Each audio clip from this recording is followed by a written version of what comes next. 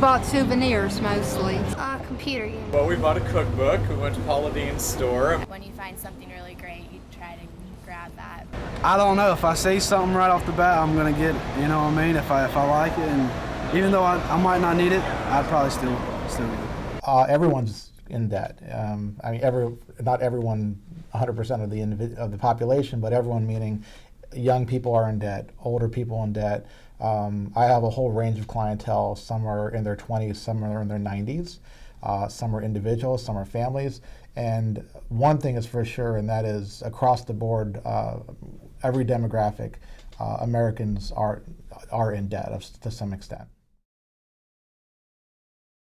The thing about economics is they call it the dismal science. It's hard to be positive when you're thinking about money in a lot of ways, and that's kind of the disheartening thing about learning about it. And I think that's why a lot of people don't really pay attention to it, because you don't get to think about unlimited everything. You do have to think about your limits, about scarcity. This is certainly a consumer-based economy. The largest part of gross domestic product in the United States is from consumer purchases. And we even noticed that in recent years, a few years ago, when we had a downturn in the economy, the reason it was soft and things picked up rather quickly was because of consumer spending. America has been spending for a very long time now, and suddenly we've reached this halt where spending isn't really what's going to work anymore. Then you have a mounting pile of debt that eventually gets to the point you can't handle it. The definition of accumulating debt is spending more than you make, and I tend to see with the ease that people can get credit cards now, it's pretty easy to go into debt and stay there.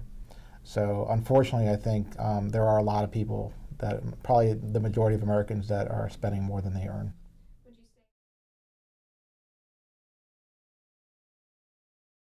So we were fairly poor. We were happy, you know, as when you're a little kid, you don't really realize how much money you don't have. But then when I turned 12, about that age, my parents got real heavy in the drugs and they split up. My dad was real alcohol abusive. So my mom left my dad, and we were poor, but we were happy not to be getting beat up every now and then by our dad. But then my mom, unfortunately, got hooked on meth. And when that happened, about a year later, we just became completely homeless.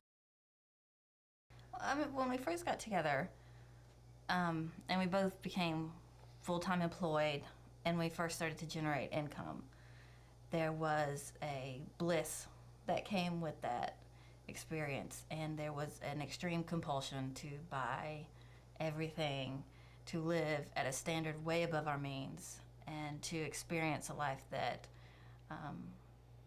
I think that we both sought after and wanted, and we quickly plummeted ourselves into extreme debt, as much as anybody would give us and as fast as we could buy anything at a store.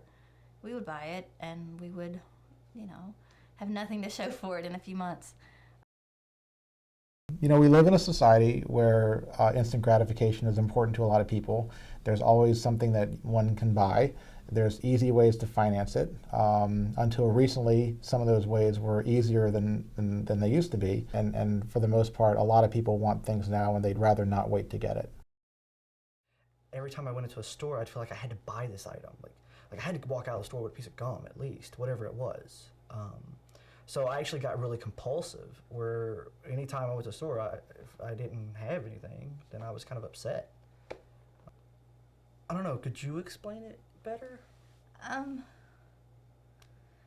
It's hard Michael's to think been of. hungry, so there's a lot of security to having a little money in your pocket.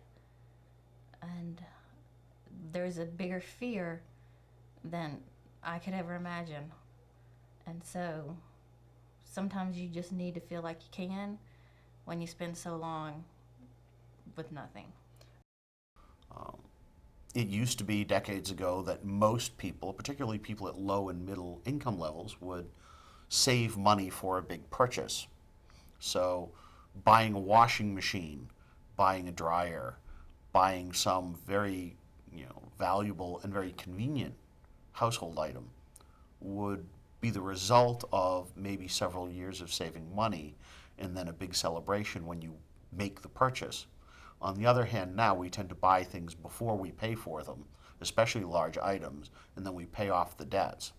You take out the credit card, you put it on the counter for whatever you want to buy, and you buy it, and you give your husband the bill. That's right. And he pays it. Simple. Right? Yes. See? Yes, he said. And then he worries about how to pay for it. Not to worry. You only live once. Really, I don't think a lot of people in general think about the consequences of their spending in a lot of ways.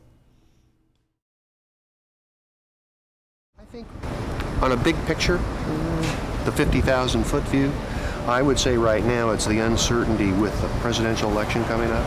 How'd the stock market do today? The gas right now affects everything.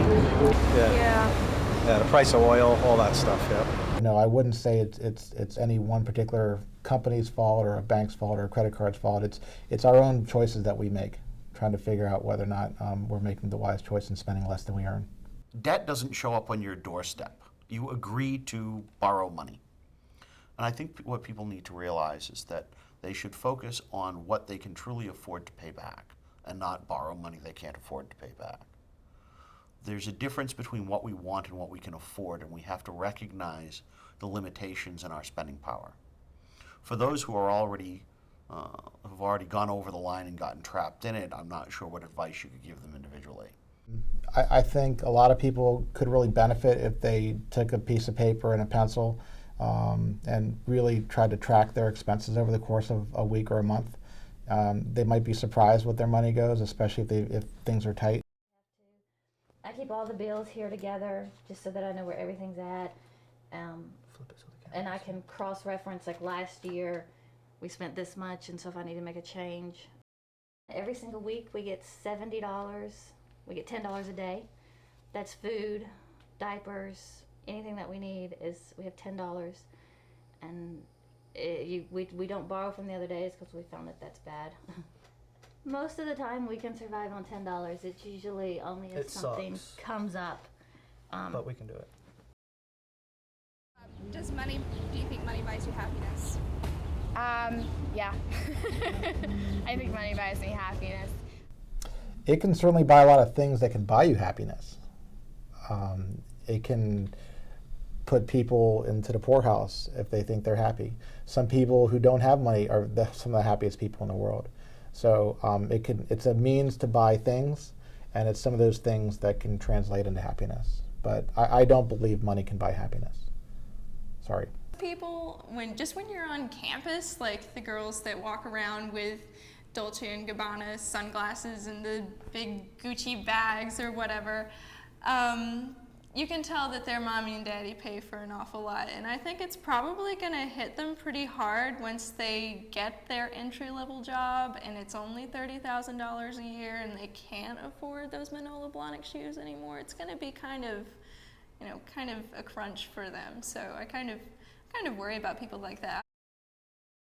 In 1970, the typical house in the United States, the average house, was around 1,400 square feet. Yet in 2004, that was over 2,300 square feet. So we're talking about a big increase in purchases in housing. What are we doing with the extra 900 square feet? We're probably filling it with more stuff. Before college, I used to work as a mattress salesman. I used to work as a car salesman. I did computer support. I did lots of different jobs, and I was making anywhere from $45,000 to $75,000 a year. When I sold mattresses, I made $75,000, and she was even working full time at that. So we ended up having like a pretty nice grand total for that year. We were just decided that, okay, this is where our life is because we graduated high school and we can do this. We can function in this frame. But let's go back to college. It can't go down, right? So it's really come down to, I think now we're up to $230,000 in student loan debt. And even though we're that far in debt, we don't feel as bad about it. And we don't feel as bad about being poor because we know it's all going to a goal, a specific goal. We talked about it, and it was a sacrifice we were willing to make for a time.